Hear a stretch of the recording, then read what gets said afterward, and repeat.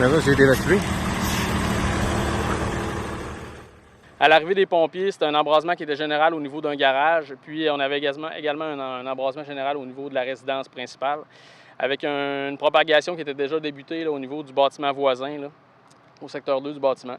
Donc, on avait quand même l'information rapidement là, que les deux bâtiments étaient évacués, donc aucune personne là, possible à l'intérieur. Donc, ça a été de se concentrer là, à limiter la propagation au bâtiment voisin, puis de se concentrer là, à être en mesure d'éteindre l'incendie. Là, on est toujours en train de travailler à l'extinction des points chauds, puis le bâtiment principal nécessite un petit peu plus de travail, là, dû au fait qu'on a travaillé activement au départ là, à limiter la propagation. Il a fallu, dans le fond, c'est un total de 3 casernes sont intervenues, donc une quinzaine de pompiers. Puis on a également procédé à un rappel d'urgence en 4e, 5e alarme pour avoir du personnel supplémentaire pour pouvoir faire de la rotation d'effectifs. L'incendie s'est propagé rapidement au niveau de l'entretoit, donc il y a des dommages importants. Il y a eu effondrement interne de la partie entretoit.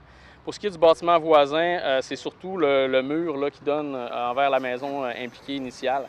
Puis l'incendie serait propagé dans l'entretoit, donc des dommages au niveau de l'entretoit. Donc pour le bâtiment voisin, c'est surtout des dommages par l'eau, fumée, ainsi que l'incendie, mais limité vraiment au secteur du toit. Bien, effectivement, l'information qu'on avait initialement, c'est qu'il pouvait y avoir certains produits à l'intérieur. On a vu que c'était un garage qui avait également des outils de mécanique automobile, tout ça. Donc on peut présumer qu'il y avait plusieurs types de produits qui peuvent accélérer ou aider à la combustion.